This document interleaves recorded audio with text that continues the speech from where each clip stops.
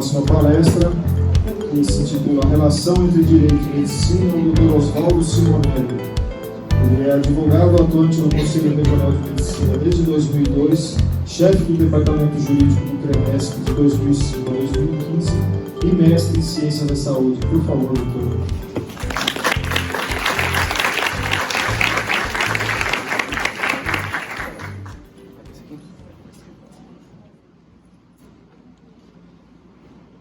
Boa tarde. Tem... Imagina.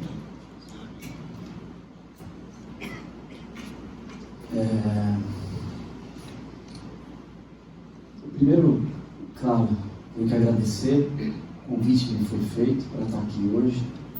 Acho que um evento desse porte, um sábado de manhã, que consegue reunir tanta gente no auditório, é um fato a ser registrado, né? A gente recebe um convite desses, fica tentando imaginar o que a gente pode levar de diferente, o que a gente pode tentar contribuir, porque é muita gente que deixa todas as desculpas de lado e vem para cá, né?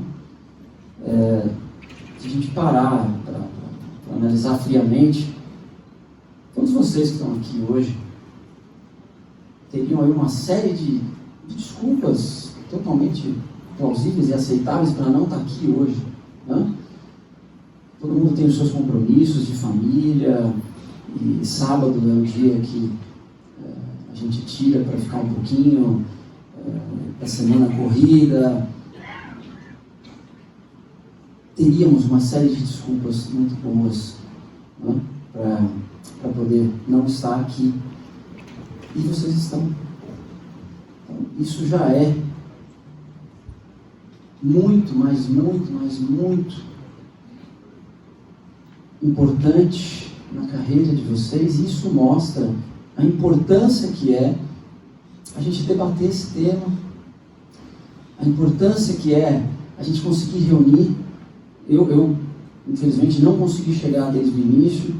A gente não tem nenhum problema com essa questão de fertilização aqui. A gente teve 3 filhos, 3 meninos, então de sábado é o dia que a gente tem que arrumar toda uma logística para poder deixar a galera lá, né? Eu não faço parte daqueles homens que não fazem, eu já fiz a minha, tá tudo certo. E a gente, fico muito feliz de estar aqui. Logo que cheguei, muitas pessoas vieram falar comigo, já falando que muitas palestras da manhã foram excelentes, professor Joseval, doutora Sofia, e tenho certeza que foram mesmo, porque são pessoas altamente competentes para falar sobre esses temas. Isso, e, enfim, acho que registrar aqui, né, na figura do meu amigo Eduardo, parabéns pela organização, parabéns por ter a coragem de realizar um evento como esse, porque precisa ter coragem para realizar um evento como esse, né? Precisa ter, não vou falar, mas precisa ter coragem, porque não é simples, não é fácil, as barreiras que a gente enfrenta. E voltando ao que eu estava dizendo, assim, a gente quando recebe um convite desse, fica imaginando quais são as expectativas de vocês, o que a gente pode trazer. Eu faço esse negócio de dar palestra, eu nem chamo de palestra, de aula, eu compartilho experiências, porque eu acho que a gente, cada um de nós tem experiências para compartilhar, e quem tem que compartilhar. Eu acho que é uma obrigação moral de cada um levar um pouquinho da sua experiência para o outro, porque pode ajudar o outro em alguma coisa. Então é mais ou menos esse o princípio que eu carrego. E cada uma é diferente da outra, por mais que a gente fale, às vezes a temática é a mesma, né? Mas as pessoas não são as mesmas. E não é isso que a gente fala na medicina. Cada um é único. Por isso que a gente tem tanta dificuldade quando a gente vai falar de termo de consentimento informado, padronizar o termo, padronizar informações, que a gente não consegue, porque cada um é um. Então, eu vou tentar trazer para vocês algumas reflexões. Eu acho que mais importante hoje do que passar respostas é a gente sair daqui com várias reflexões. A gente tem que sair daqui querendo pensar nas coisas e querendo achar soluções para todas elas. E cada um de vocês certamente sairá daqui como um propagador do direito médico. Eu acho que é esse o meu maior objetivo, é fazer com que cada um de vocês saia daqui como um grande propagador do direito médico. Essa área que cresce, mas ela tem que crescer sempre com qualidade, com profissionais que saibam exatamente que isso aqui não é uma área comum do direito, é uma área especial. Pelo menos eu trato assim, é uma área especial. E é uma área especial por quê? Porque lida com gente, lida com pessoas. O vídeo que a Milena colocou aqui no final é o quê? História de vida real. Aqui não tem hipótese, aqui não tem possibilidade, aqui tem vida real. Né? Quem trabalha na área da saúde, como a colega ali que colocou, são vidas reais todos os minutos. Não vou falar todos os dias, são todos os minutos. Né? Todos os minutos. Então, eu quero que vocês... Alô? Foi. Eu não sei se... Aqui é um videozinho que está dentro do slide de abertura, eu não sei se dá para soltar por ali, se não dá, não tem problema. A gente direto no slide, né? Aqui com o passador não tá indo. É só uma aberturazinha. Se não passar, não tem para eu pegar. Acho que não, né? Está aparecendo... Não, tudo bem, não tem problema. Então, o que eu quero colocar para vocês, e a grande reflexão que acho que a gente tem que fazer, qual é, afinal, essa grande relação que nós temos entre o direito e a medicina? Até quando a gente vai ter essa relação? Desde quando a gente vai ter essa relação? Será que em algum momento essas áreas vão se separar? Será que em algum momento essas áreas estiverão separadas? Nessa semana a gente teve uma discussão, nessa semana não, nos últimos meses, mas nas últimas 2 semanas, intensificou uma discussão a respeito daquela história de antes e depois. Eu não sei se vocês acompanharam. Agora pode postar foto de antes e depois, pode não sei o que, tal, põe lá o paciente, aí põe, enfim, a mulher vai lá, faz uma prótese, faz um implante de prótese mamária, aí o médico coloca aquela mulher lá, nua, no seu Instagram, com 2 estrelinhas no seio, enfim, umas coisas que eu não consigo entender, mas fazem. E aí a gente reflete, na verdade, sobre muitas coisas que estão, mensagens que são subliminares quando a gente vê essas discussões, né? A gente tem algumas inversões grandes de valores que precisam ser corrigidas ao longo do tempo, e nós somos as pessoas capacitadas para ir, aos poucos, corrigindo essas coisas. A gente, pegando também o finalzinho da palestra da Milena, né, falando sobre o SUS, a gente tem aqui, vejam só que coisa estranha que a gente tem no nosso sistema de saúde. O médico que mais, tem aqui meu amigo Arthur, que é médico, o médico que mais ganha dinheiro no Brasil, quem é? É o que deixa a gente bonito, não é o que salva a nossa vida. Não é muito louco isso? Não é? O médico que tem mais status social é o que deixa a gente bacana. Não é o que vai salvar a nossa vida na hora que a gente tiver um piripaque. E isso é uma inversão. É uma inversão. Isso é uma inversão que vem da nossa própria sociedade, que reflete no direito, que reflete na medicina, né? A gente vê que, por exemplo, na área do direito, não é tão assim. Se a gente buscar algumas profissões dentro, né, da advocacia, algumas áreas que são bem remuneradas, o direito penal remunera bem. Porque você vai tirar o cara da prisão, né? Na medicina não é assim. Olha que interessante, porque a medicina tem um reflexo muito forte do que? Da nossa sociedade. Reflete dentro do consultório, reflete dentro do exercício da profissão. Então, são valores que a gente vai ter que ir trabalhando, que a gente vai ter que ir estudando. A relação entre o direito e a medicina, ela não é... Hoje, obviamente, a gente estuda isso, a gente está criando, está lutando por uma categoria, né? Eu enfim, até por conta da minha atividade dentro do conselho, já há 17 anos, me dedico muito a estudar essa relação, mas ela não é nova. A gente está criando, a gente está fazendo história aqui.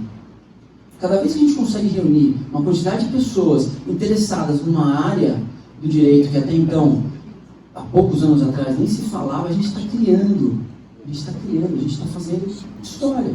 Então, o direito médico, que é esse direito que está se preocupando em estudar essas relações entre duas profissões, que são duas profissões, sim, das mais antigas da humanidade, são profissões que eu costumo dizer que de alguma maneira, na história, elas foram gravadas no nosso DNA, porque o senso de justiça e a saúde são coisas que você não precisa ter formação nenhuma para ter dentro de você, né? O senso de justiça a gente tem. Quem não é advogado tem senso de justiça. Basta você ver uma situação que lhe parece injusta, você já quer fazer alguma coisa. Basta você ver alguém que está passando mal, você quer de alguma maneira ajudar. A gente já tem isso. E agora nós estamos organizando isso através de uma área do direito. Então, quando a gente começa a nossa conversa, por exemplo, no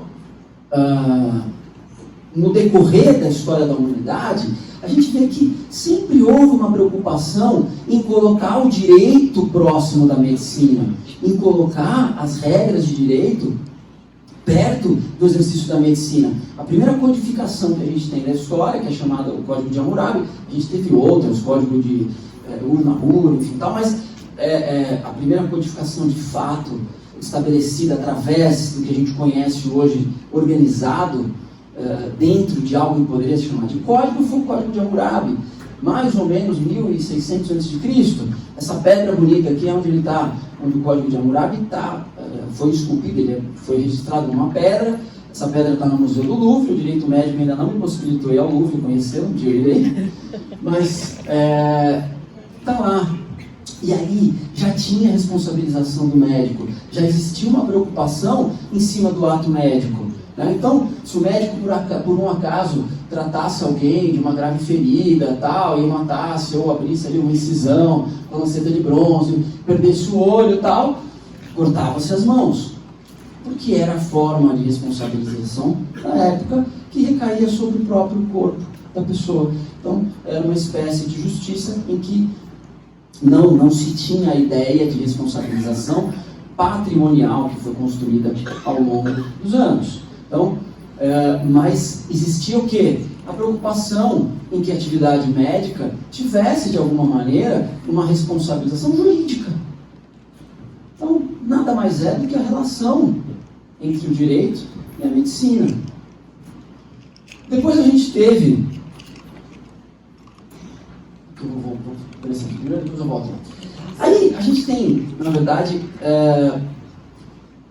Quando essa medicina que a gente conhece hoje, que é chamada medicina hipocrática, que foi estabelecida por Hipócrates no século V a.C., quando ele reformula, sai daquela medicina até então muito mais mágica, muito mais misteriosa, e passa a ter então o estudo médico de forma mais voltada para o corpo e para a técnica, né? Então surge aquilo que até hoje é repetido de forma simbólica pelos médicos no seu juramento, o famoso juramento de Hipócrates, que também foi reformulado ao longo da história, mas o juramento original, ele é um documento estruturado em cima de regras jurídicas. O juramento de Hipócrates traz consequências para o médico que são jurídicas. É um documento jurídico. Eu separei alguns trechos só para vocês entenderem como Hipócrates organizou isso de forma a deixar um compromisso jurídico dentro da atividade médica. Então, eu juro por Apolo médico, por Esculápio, tal, aplicarei os regimes para o bem do doente, segundo o meu poder e entendimento, nunca para causar dano ou mal a alguém. Isso foi estruturado depois, o princípio bioético, o princípio da não maleficência. Então, Beauchamp e Childress, quando foram criar os princípios bioéticos na década de 70, tiraram da onde o princípio da não maleficência, da não fazer o mal em primeiro lugar? Do juramento de Hipócrates. Depois a gente passa A ninguém darei por bom prazer, nem remédio mortal, nem um conselho que induza a perda. Do mesmo modo, não darei a nenhuma mulher uma substância abortiva. É a proibição da eutanásia, é a proibição do suicídio assistido, é a proibição do aborto. Claro que as sociedades depois vão construindo as suas próprias leis, mas o que eu quero chamar a atenção de vocês é que o juramento de Hipócrates, sim, era um documento jurídico. Tinha ali compromissos jurídicos do profissional médico. Não praticarei a talha, mesmo sobre um calculoso confirmado. Deixarei essa operação aos práticos que disso cuidam. Já é uma divisão do quê? Do ato médico. Aquilo que não for ato médico, eu não faço. Ali, só para vocês entenderem o conceito histórico, a talha era uma espécie de procedimento que se fazia quando tinha uma obstrução na uretra e tinha que se fazer uma talha mesmo, para poder fazer um outro desvio para sair a urina. Né? Era considerado uma cirurgia na época impura, enfim.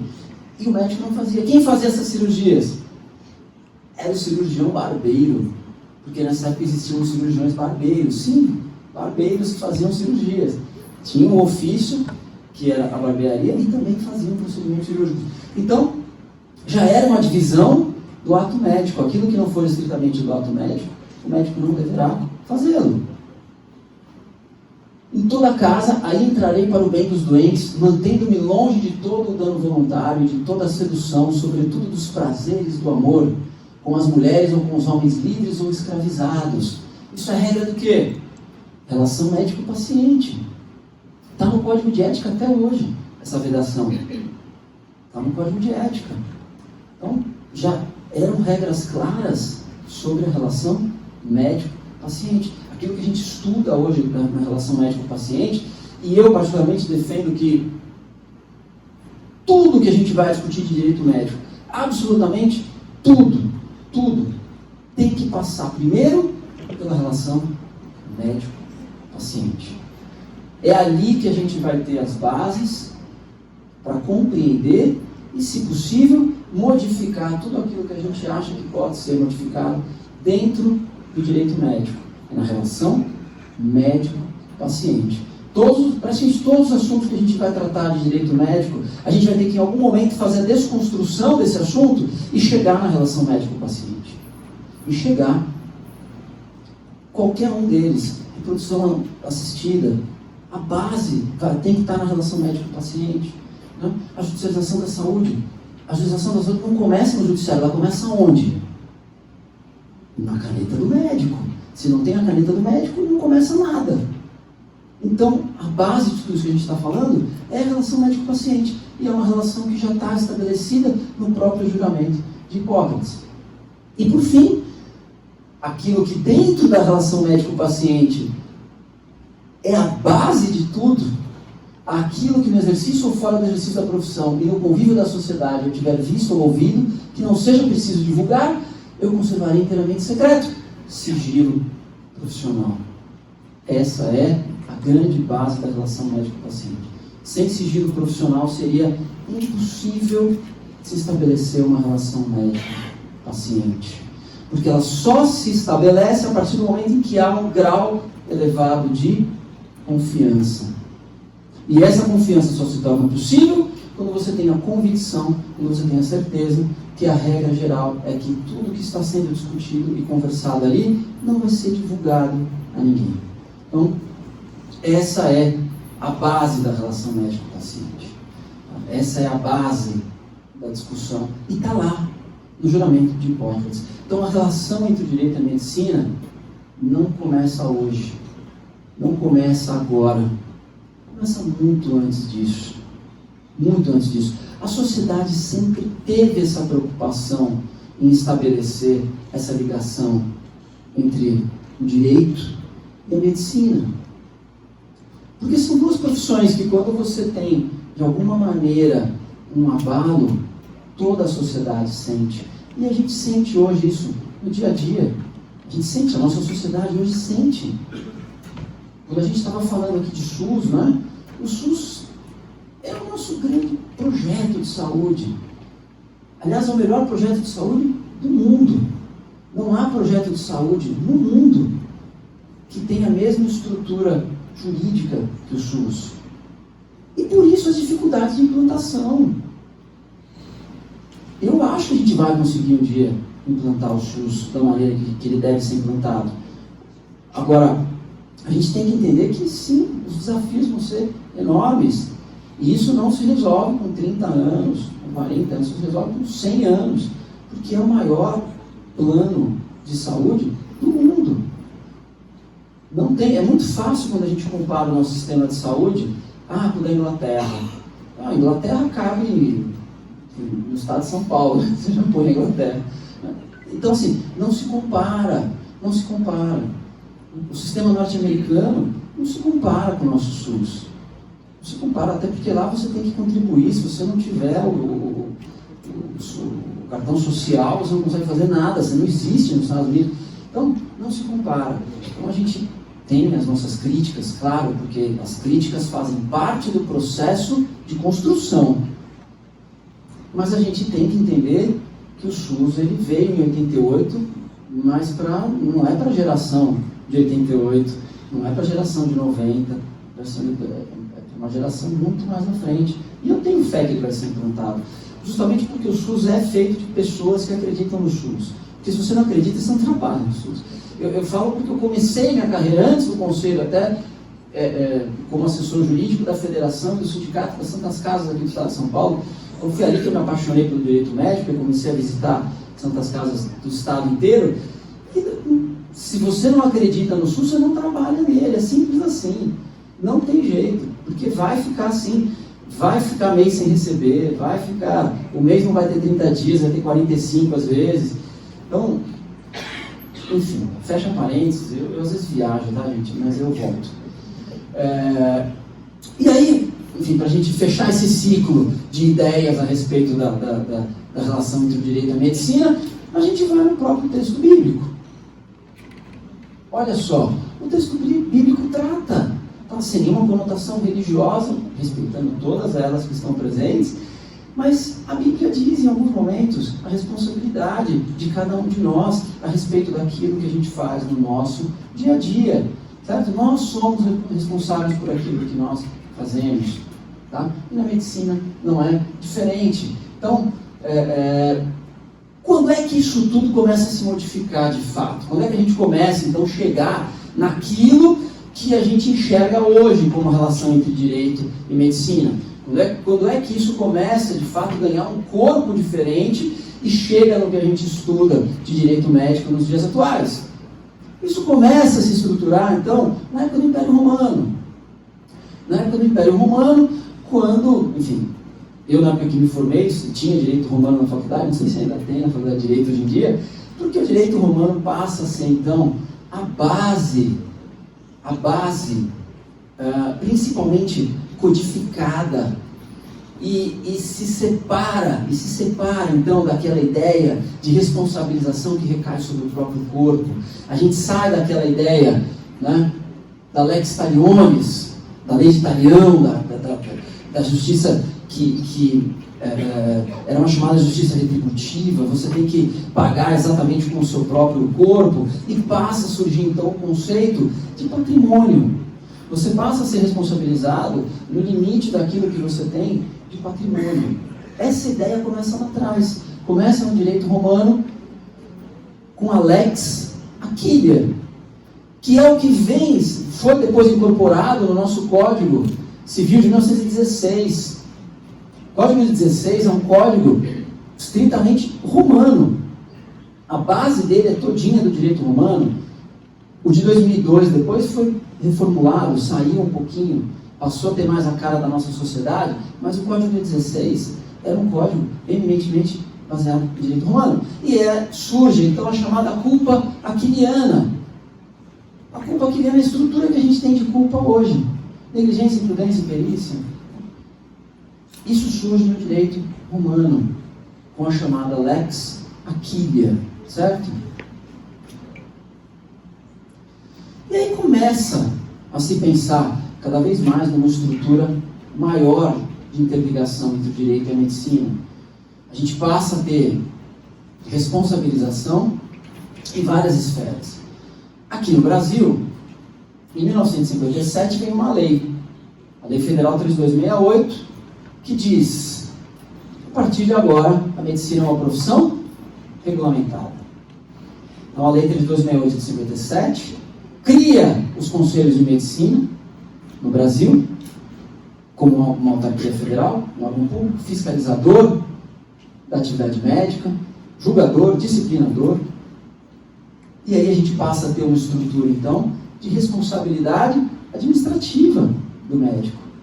O médico que até então estava sujeito, como qualquer cidadão, à responsabilidade civil, tínhamos o Código 16, que já tratava da culpa criana, o Código Penal, que é da década de 40, porque ali tem crimes específicos da área da saúde, passa a ter, então, a responsabilidade perante um órgão de classe.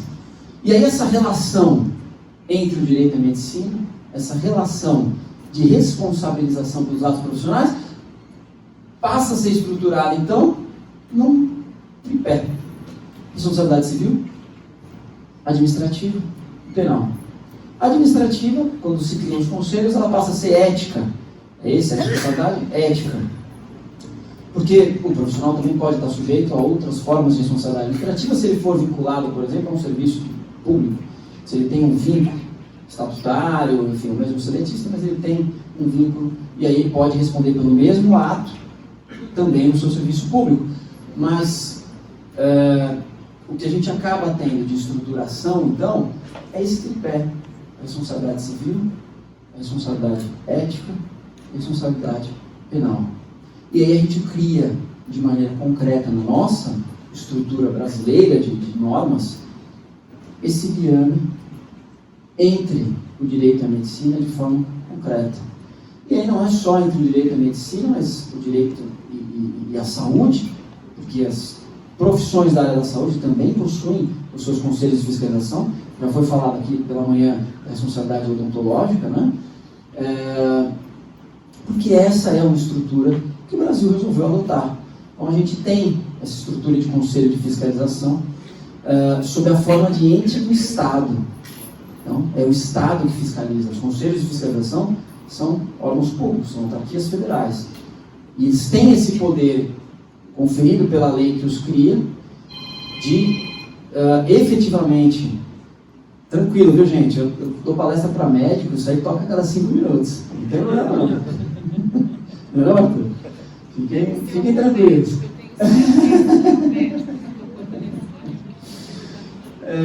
Mas o fato é que é o seguinte: a gente então passa a ter essa fiscalização. Os conselhos de fiscalização, eles têm essa atribuição por força de lei, têm poder de polícia, têm poder de fiscalização, têm até o poder de cancelar, que a gente chama de cassação, cancelar o registro profissional e impedir o profissional de trabalhar.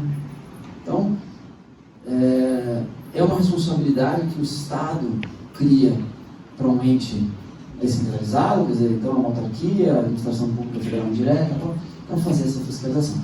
O fato é que, cada vez mais, essa relação vai se estreitando, vai ficando concreta, vai ficando fácil da gente visualizar a importância de se estudar o direito próximo à medicina. Claro que no nosso dia a dia do direito, a nossa forma de visualizar as situações é absolutamente diferente da forma que a medicina observa. Por isso, cada vez mais a importância dessa aproximação entre as áreas, para que a gente possa cada vez mais criar os pontos de convergência entre o direito e a medicina. Eu digo para vocês que hoje a medicina dificilmente vai caminhar sem o direito. A medicina está ficando cada vez mais burocrática, está ficando cada vez mais se exige, né, na medicina essa forma de relação com o seu paciente, e aí a gente tem uma série de fatores, principalmente aqui no Brasil, como o Código de Defesa do Consumidor, que coloca o médico e paciente em posições que, ao meu ver, são um tanto quanto estranhas, né? Quem me conhece sabe que eu não gosto dessa relação de consumo, não acho que deveria ser uma relação de consumo, mas a jurisprudência assim definiu, assim como acho que a advocacia também não é relação de consumo, enfim, mas tudo bem. O fato é que cada vez mais exige-se a participação do direito na relação médico-paciente. Então, não são poucos os julgados que a gente vê nos dias atuais, envolvendo a relação médico-paciente, em que os profissionais são condenados não por um eventual erro cometido, mas são condenados pela falta do tal do direito à informação, né? Então, o paciente entra em juízo pedindo uma indenização por um possível erro, uma má prática, enfim, e no final das contas ganha o processo, não é pelo erro, mas é porque não foi informado que aquilo poderia ter ocorrido, então não era um erro, né? Mas não houve informação. Então a gente vê que cada vez mais isso tem se tornado frequente, o que faz com que nós, do direito, tenhamos que estar cada vez mais próximos também desses profissionais, para poder orientá-los de maneira correta no seu dia a dia. Não precisa fazer igual o meu amigo Arthur, não precisa fazer faculdade de Direito para isso, tem a gente, né? Cada vez mais próximos dessa relação. O paciente também precisa ter a orientação correta. O paciente também precisa entender que muitas vezes não é erro médico, não houve o erro, aquilo era uma consequência possível do procedimento. Então, tal é a importância, né, cada vez mais dessa aproximação, que eu acho que a gente não tem mais volta. O direito médico não tem mais como deixar de estar no dia a dia de todos nós. O direito médico não começa quando tem um procedimento e uma possível consequência. O direito médico começa em casa já. O direito médico começa a operar em casa. Começa a operar em casa quando eu tenho algum sintoma que eu não sei o que é e eu tomo um remédio que eu não sei para que serve.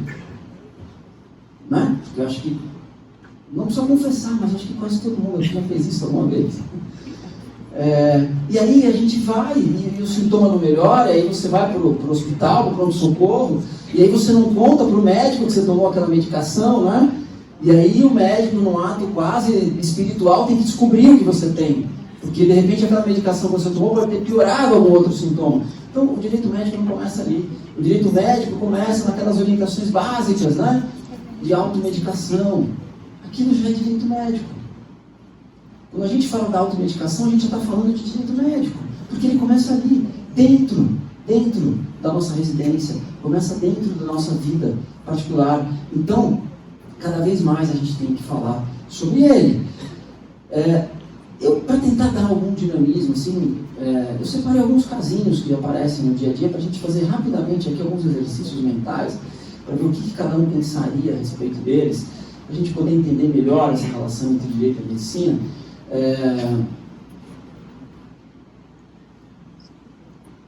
Eu não sei como está o meu tempo, eu estou perdido. Como é que nós estamos aí?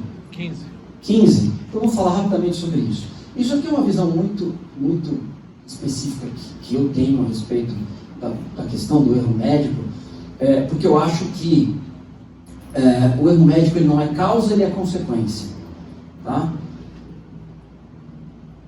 Por que eu coloco isso? Porque o médico, invariavelmente, ele faz parte de um sistema. Ele está inserido dentro de um sistema, com outros profissionais, de um sistema que envolve o paciente. E esse é um estudo bem básico que foi feito, foi publicado na revista de pediatria, enfim, uns anos atrás e tal, mas que mostra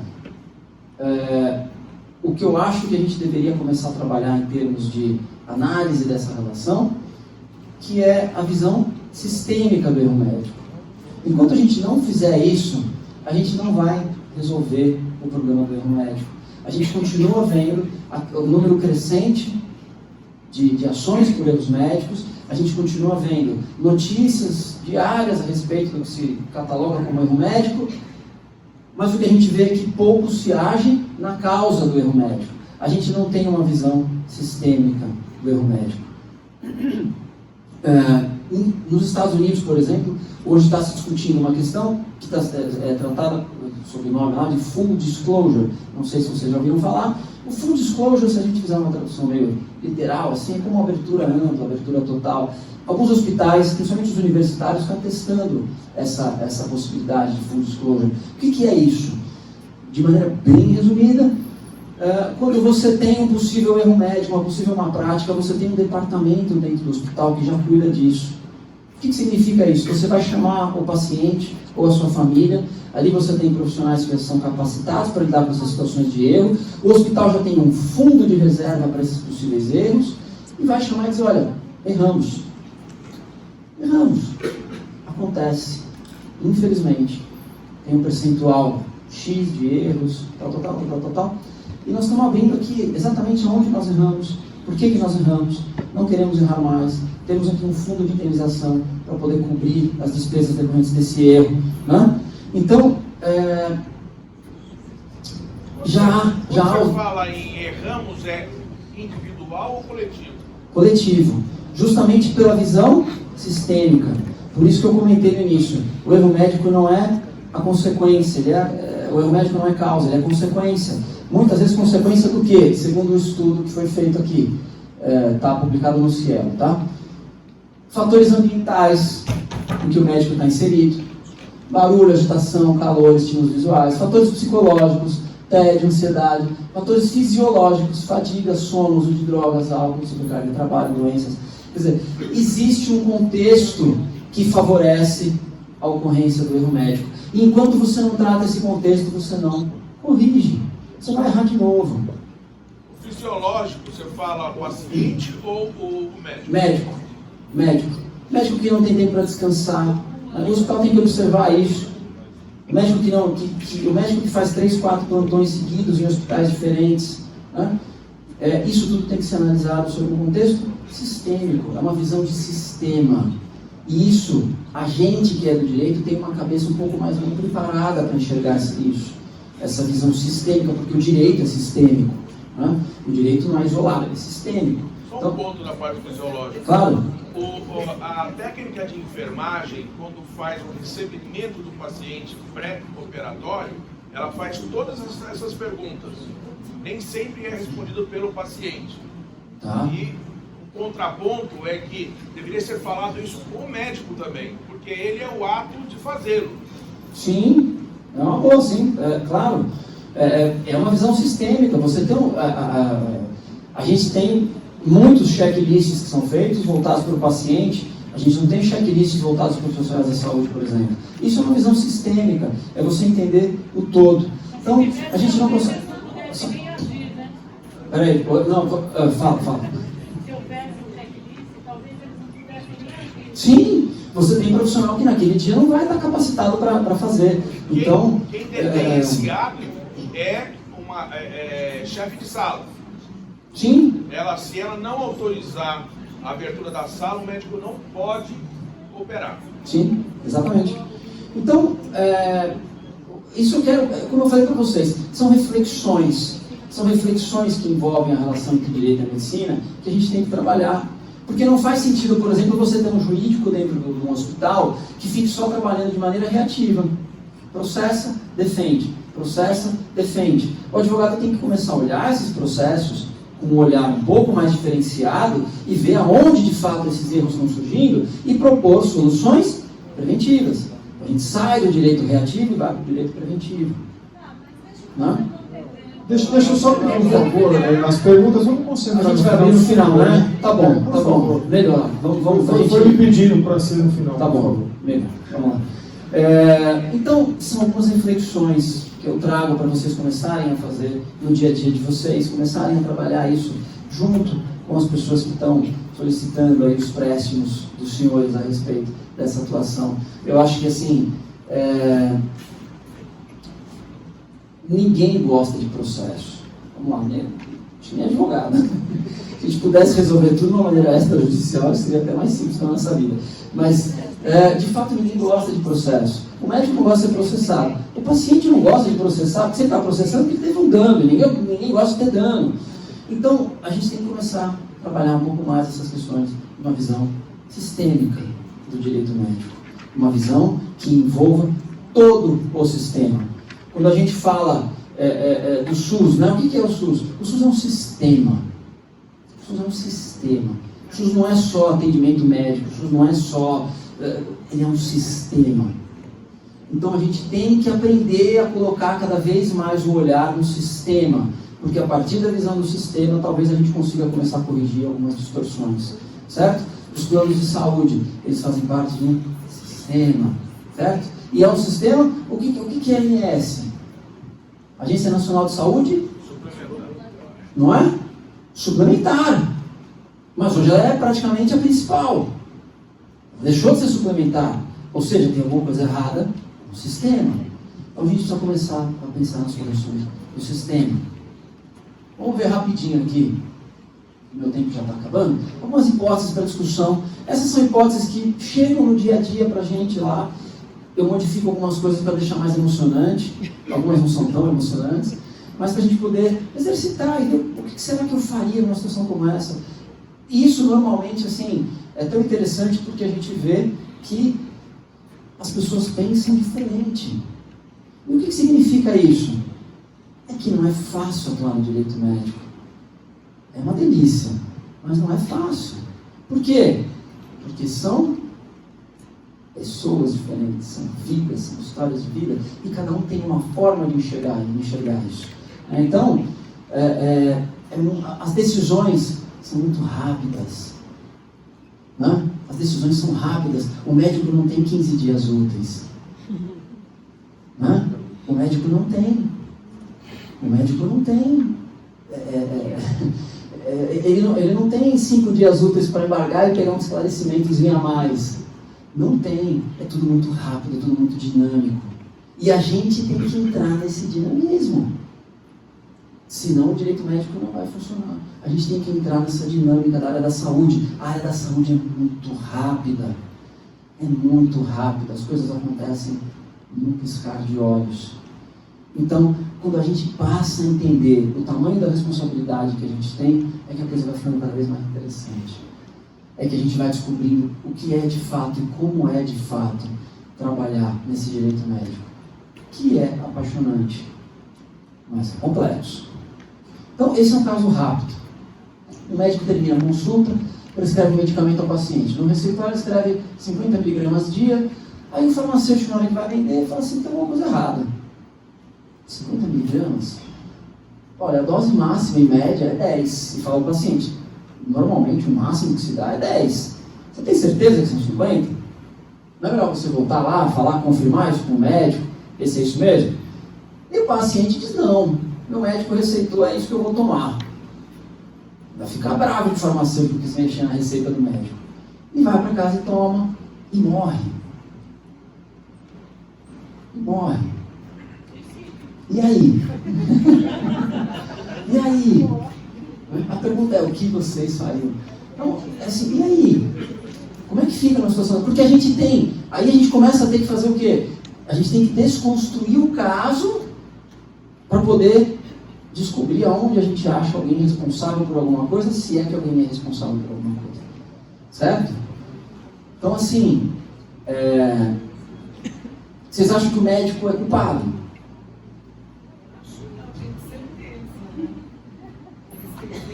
Ele escreveu errado. Então, aí vocês colocam, vocês acham que o farmacêutico errou? Não. Ah, deveria. Ele tem habilidade para saber que está errado. Então, o paciente assume uma parcela de culpa quando ele foi orientado pelo farmacêutico. E aí o farmacêutico falou, olha, não toma, é muito. Existe aí uma possibilidade? Existe? Se você colocar uma culpa concorrente entre médico e paciente, eu receitei errado, mas você foi avisado que estava errado.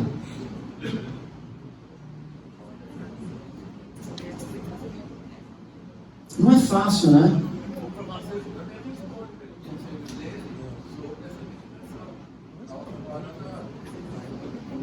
Estava fora do padrão, digamos assim.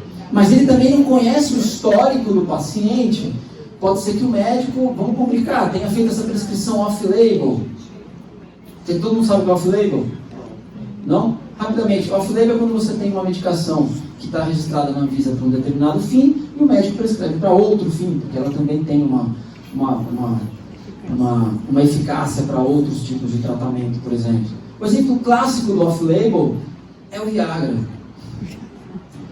O Viagra era para doença cardíaca, quando ele foi pensado e criado, mas ele trazia efeitos colaterais que para a indústria farmacêutica foram muito mais interessantes do que para a doença cardíaca. E pode matar por, enfim, né? Pode matar por infarto, pois é. Mas é o exemplo que a gente tem do off-label, né? Então, assim, passou a ser receitado por alguns médicos, não mais por coração, para corrigir o problema técnico. Você fala assim, peraí, que isso aqui dá mais dinheiro do que salvar o coração do pessoal. Então, assim, são variáveis que os casos vão ter e que a gente tem que ter o quê? A visão do todo, porque senão a gente não consegue resolver o problema, vira uma equação sem solução. Né? Ou todo mundo é culpado, ou ninguém é culpado, ou todo mundo é parcialmente culpado. Né? Então, assim, até quando isso vai para o judiciário, não é fácil para o juiz chegar a uma conclusão nesses casos. Não é simples. Pode ser que, assim, normalmente o que acontece nesses casos é a decisão que desagrada a todo mundo. Né? Isso a gente tem muito na área da saúde, decisões que desagradam o autor, o réu, enfim, o perito, todo mundo fica chateado com a decisão. Então isso acontece. Nesse caso concreto, assim, efetivamente o que aconteceu não foi isso, ninguém morreu, tá bom? Fiquem tranquilos. A receita foi errada mesmo. Só que o que o farmacêutico fez? Ligou para o médico. Pegou ali no receituáriozinho, ligou para o consultório e falou, doutor, estou aqui com um paciente seu para me dar uma medicação, então o senhor receitou 50, é isso mesmo? O médico falou, pelo amor de Deus, manda ele voltar agora aqui, segura essa receita, não era 50, era 5. Saiu um 0 a mais. Volta agora aqui. Obrigado. Pelo amor de Deus, então é isso. É esse tipo de orientação que tem que ter no dia a dia, esse tipo de orientação que tem que ter dentro dessa relação. Volta a ser o sistema. Volta a ser o sistema. Exatamente. Se cada um olhar só para a sua parcela, o médico receitou errado, o farmacêutico vendeu o que foi receitado errado e o paciente morreu. Pronto. Fim de história. Né? É a visão do sistema. É a visão do sistema. A equipe de enfermagem calculou a dose do medicamento em um programa de computador sem perceber que as medidas estavam erradas. Então, o que era para ser, o campo deveria ser miligramas, estava em quilogramas. O cálculo final recomendou uma dose equivalente a quase 39 comprimidos do medicamento. Essa dosagem é considerada a mais alta já administrada em alguém dessa medicação. Devido à superdosagem, o paciente teve crises epiléticas e quase morreu. E aí, né? Qual é a visão que a gente tem que ter disso? A culpa é do computador. Não é isso?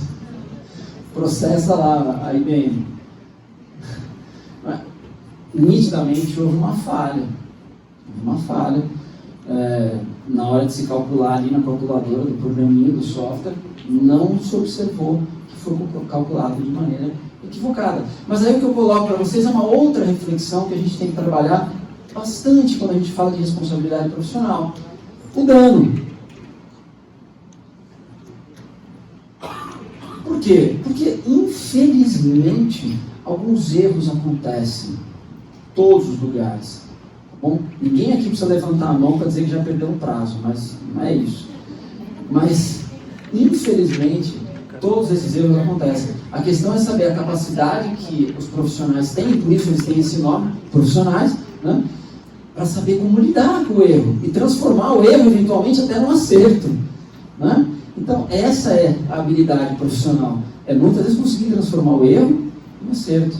Então, assim, houve um erro aqui nitidamente, mas será que um paciente que teve umas crises epiléticas, quase morreu, ele estava no ambiente hospitalar, houve possibilidade de reversão, tal, voltou, tudo bem. Será que isso caracterizaria um dano indenizável? Estou colocando para vocês refletirem, vocês pensarem, tá? Novamente, quer dizer, e ainda que conclua que houve um dano, qual é a forma de atuação normal que a gente tem e a gente precisa mudar?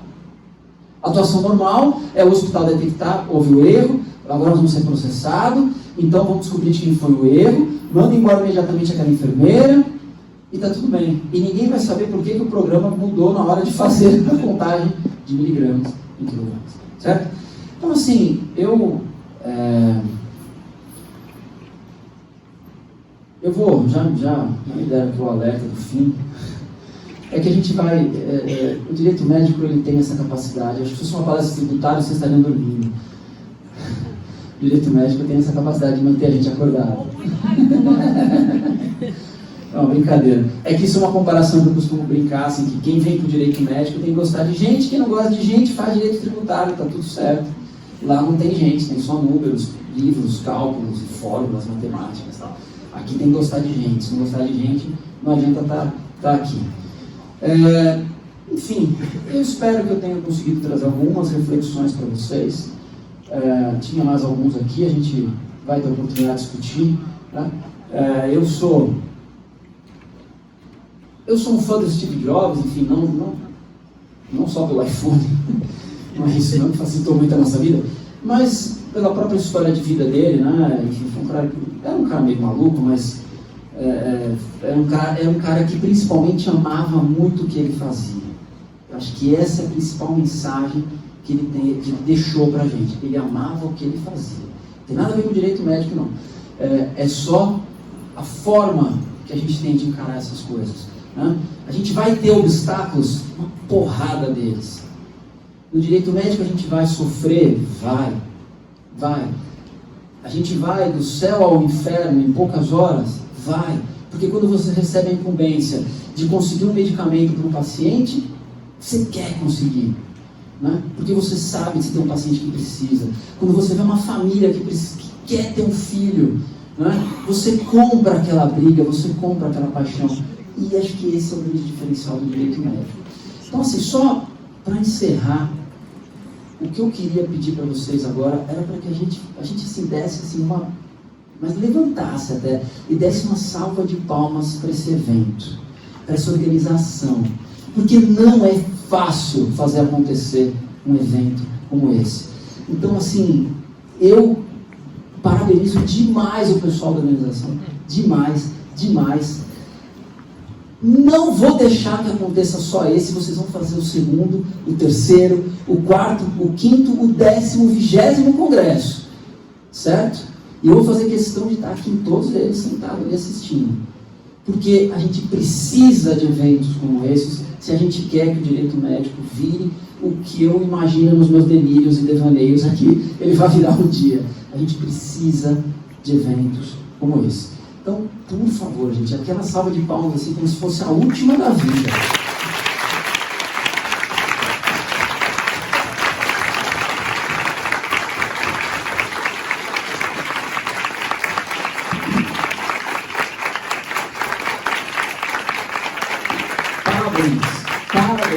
Parabéns aos membros da comissão, o pessoal que organizou. A gente que de vez em quando se mete a fazer essas loucuras de evento, a gente sabe o que é.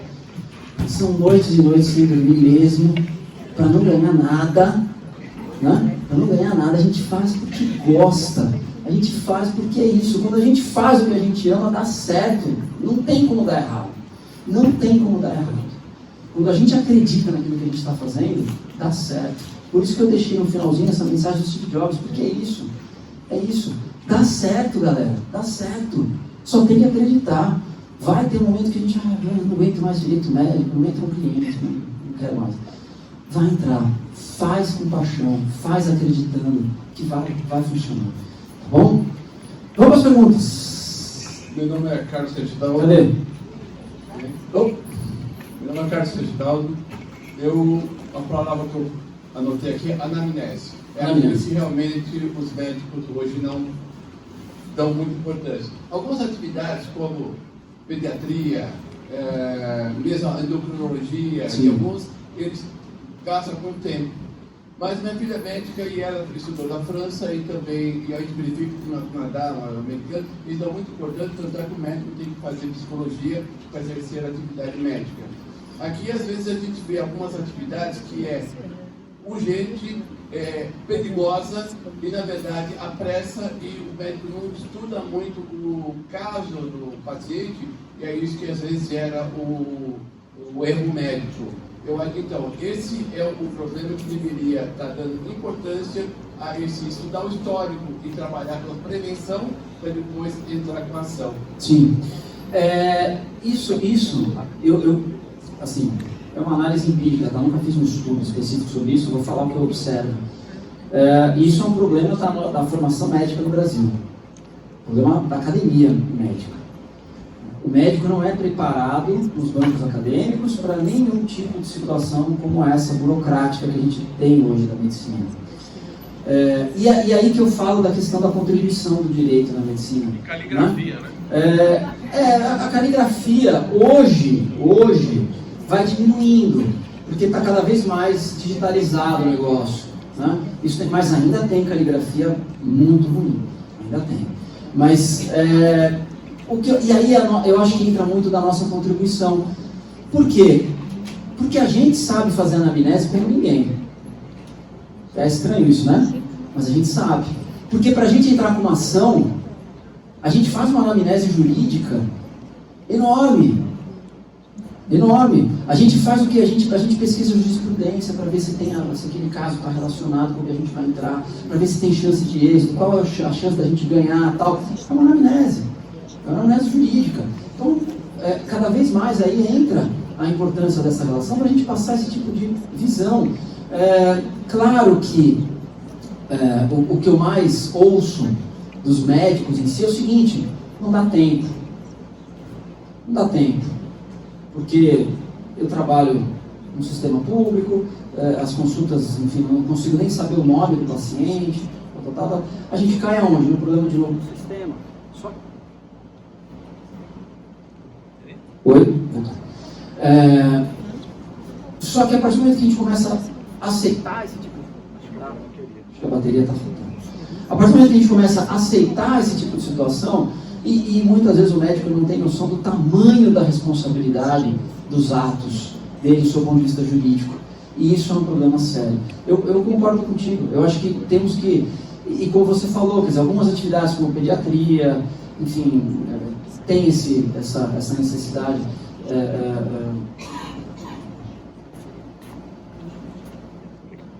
Tem isso de forma um pouco mais, uma visão um pouco mais... Mas aí eu volto no início quando eu comentei, né? Quer dizer, a gente tem uma estrutura em que, quer dizer, quem cuida da beleza ganha muito mais que quem salva a vida. Então a gente precisa começar a inverter algumas lógicas, né? Legal. Oi? Peraí, vai ali e já chega aqui. Você calma, não fica negócio. Você é da saúde, é a pressa do povo da saúde. O povo da saúde tem essa urgência, tem essa pressa. Aí do direito fala, calma, tem 15 dias úteis. Dali vem pra cá, tá bom? Eu sou mais ou menos apressado, porque além de advogado, sou farmacêutico. É verdade. Professor, hoje o que temos visto da relação médico-paciente realmente é uma relação horizontalizada, né? Na época do juramento, essa relação era verticalizada até por conta do acesso ao conhecimento e tudo mais. Posso te fazer um parênteses aí só nessa questão que você colocou? Eu tenho um posicionamento muito específico com relação a isso. Essa relação, eu diria que ela está se horizontalizando. Ela jamais vai ser horizontalizada. Ela só vai ser horizontalizada se for médico falando com médico. Tá? Não tem como ela ser como a nossa relação com o nosso cliente. A gente sabe que hoje a gente tem muito acesso à informação. Muito acesso à informação. Mas o nosso acesso à informação não é o acesso à informação da forma como o profissional tem. Tá? É normal. Hoje, cada vez mais, o cliente chega para você, ele já quer falar qual é a ação que você tem que entrar. Porque ele já viu, já pesquisou. Né? Mas o fato dele ter o acesso, não vai tornar essa relação horizontal. Não tem, porque senão a gente não tem mais profissionais, né? Então, é só esse parênteses. Fecha, pode continuar. Então, é justamente para fechar.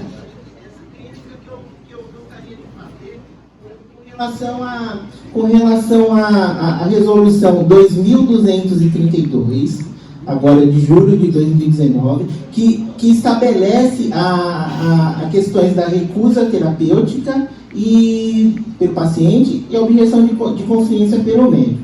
Eu gostaria de me ater exclusivamente ao artigo 11 para não tomar espaço de mais ninguém. Ele fala assim, o artigo 11. Em situações de urgência e emergência que caracterizam iminente perigo de morte, o médico deve adotar todas as medidas necessárias, abro um parênteses, que na minha opinião isso é obstinação terapêutica, consequentemente distanásia, e reconhecidas para preservar a vida do paciente, independentemente da recusa terapêutica. Como que o senhor vê esse artigo 11 dessa resolução, ele poderá mitigar as questões de testamento vital, autodeterminação do paciente e também ainda elevar essas questões da obstinação terapêutica em casos, principalmente de patologias terminais? Vamos lá. Não, legal. Eu, assim, sei lá, talvez o que eu coloque aqui soe um pouquinho forte, mas quando a gente pensa, a gente desiste, então não vamos pensar para falar não. Na nossa estrutura normativa, hoje o paciente não tem direito a nada. Por quê? Porque quando a gente fala de testamento vital, o que ele pode colocar lá de tão relevante se a nossa legislação não permite eutanásia nem suicídio assistido? Ele pode colocar lá o quê? Cuidado paliativo, porque não precisa de testamento vital para isso. Basta que a família, se estiver inconsciente, a família autorize. O que eu acho é que o Conselho Federal vem tentando regulamentar algumas coisas, mas não é o órgão correto a fazer isso. Porque o Conselho Federal ele só vai regulamentar para os médicos. É a conduta médica, não é a conduta do paciente. O paciente não tem conselho de fiscalização. O paciente só se sujeita ao que vem em texto de lei. Ninguém é obrigado a fazer ou deixar de fazer, texto de lei. É o que é na Constituição. Então, assim, as resoluções, elas vão trazer alguns parâmetros para os médicos. O que eu acho é que a gente precisa ter esse debate e o nosso Congresso não tem esse debate. Haja vista que a gente vê que as grandes decisões que envolvem hoje a saúde não saem do Congresso, saem do STF. É o legislador derivado. A gente tem o legislador original, que é o Congresso, o derivado, que é o STF. O STF está aí, vai discutir agora o aborto até a 12ª semana de gestação. Vai sair lá do STF, se é aborto ou não é aborto. Deveria sair da onde? Então, eu acho que essas iniciativas do Conselho Federal, elas são muito mais válidas para a gente ter essa discussão que a gente está tendo, e aí a gente conseguir ampliar essa discussão para as outras áreas da sociedade, do que necessariamente efeito muito prático. A gente vê que o testamento vital ainda caminha devagar, né? Por mais que nos últimos anos tenha tido uma crescente, aquela central dos cartórios que informa todos os anos, né, a quantidade de documentos que foram registrados e tal, ainda é tímido. Portugal também é tímido. Portugal, eu comparo porque veio exatamente, praticamente no mesmo mês, a lei portuguesa e a resolução do Conselho Federal de retiro antecipado de mortalha, ainda está tímido, porque Portugal também não permite. Na minha concepção, isso só faz sentido quando eu, como paciente, tiver uma autonomia plena, pela lei. E eu não tenho, tanto que até hoje a gente não sabe o que fazer com transfusão de sangue e testemunho de Jeová. A gente discute e não resolve. Porque no final das contas a gente sempre para onde? O judiciário vai ter que dizer, entra para a ação judicial, ver se faz transfusão ou não. E agora, recentemente, o Tribunal de Justiça de São Paulo deu 2 decisões totalmente contraditórias. Uma turma deu que era para fazer a transfusão e outra turma deu, no outro caso, que não era para fazer a transfusão. E como é que você faz no dia a dia com isso? Então, a gente só vai conseguir resolver essas questões de autonomia, que eu acho que a gente tem que ter autonomia para decidir, sim, como a Milena falou do plano de parto, enfim, você está falando agora da refusa terapêutica, acho que aí sim a gente começa a ter, porque senão o médico vai ter medo sempre. Não tem jeito, o médico vai ter medo, ele vai ter receio. E a máxima que foi trabalhada sempre na nossa cabeça é o seguinte: salvar a vida nunca é ruim. Então ponto. Mas o cara não queria ficar vivo, não interessa, salvou a vida dele, isso não pode ser ruim. A gente começa a ver uma transformação dessa mentalidade. Às vezes salvar a vida é ruim, porque a sobrevida para determinada pessoa é muito pior que a morte. Então, é isso. Eu acho que são esse tipo de debate e reflexão, a gente consegue até fazer mais do que a própria resolução. A resolução sempre vai avançar e depois ficar com medo. Vai avançar e ficar com medo. Obrigado. Certo? Chegou a sua vez. Duas questões. Eu gostaria de saber da questão do erro médico. O que eu entendo é que um outro médico, teria que fazer um relatório alegando o erro médico. Raramente um colega vai assumir o outro. É uma pergunta, é assim ou não é? E você comentou de uma questão de excesso de trabalho do médico, privado de sono, excesso de plantão. Isso é um suporte para o médico se ele for processado? Vamos lá, pergunta número 1. Olha, se a gente pegar do ponto de vista ético, e a ética é a máxima estabelecida para todas as profissões, sim, o médico tem o dever de comunicar uma eventual falha, né? Porque isso é uma obrigação ética, né? Agora a gente sabe que dentro das profissões isso acaba não acontecendo, né? O fato é que trabalhar o erro médico não é tão simples assim. Não é tão simples assim. Principalmente, e eu gosto, eu sei que vocês estão já querendo me chutar para fora, mas eu vou terminar já. Eu gosto de trabalhar de duas formas muito claras. Eu acho, como eu brinquei com vocês nos meus delírios e devaneios aqui, que o erro médico devia ser dividido em duas categorias. A gente tem o erro médico próprio e o impróprio. Eu acho que a gente precisaria começar a trabalhar com essas terminologias. E quando é que eu enquadro isso? Eu não acho, isso é uma coisa que sempre me incomodou, e eu não consegui ainda achar muito na doutrina, na jurisprudência, enfim, o que me desse um amparo, por isso fica no meu delírio por enquanto. Eu não consigo ver, da mesma maneira, o erro cometido por um médico que recebe o paciente no seu consultório, programa uma lipoaspiração, pede todos os exames pré-operatórios, marca o dia que vai ser feita a lipoaspiração, põe lá o paciente para fazer a lipo, e aí ele perfura o intestino dela.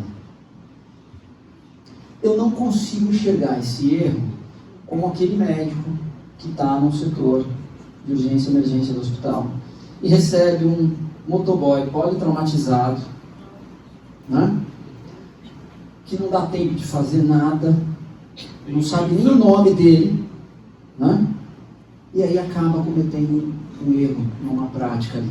Então eu não consigo enxergar, né? E a gente sabe que na nossa jurisprudência acaba entrando tudo no mesmo balaio, e não deve ser assim, não deve. Por isso que eu acho que a gente tem que começar a pensar de maneira um pouquinho diferente a questão do erro médico, tá? Uma das coisas que eu sempre falo sobre o erro médico é a questão da contextualização. É extremamente importante você contextualizar o fato, para o fato fazer sentido. Tá? Se você tira o fato do contexto, vira tudo a mesma coisa. Certo?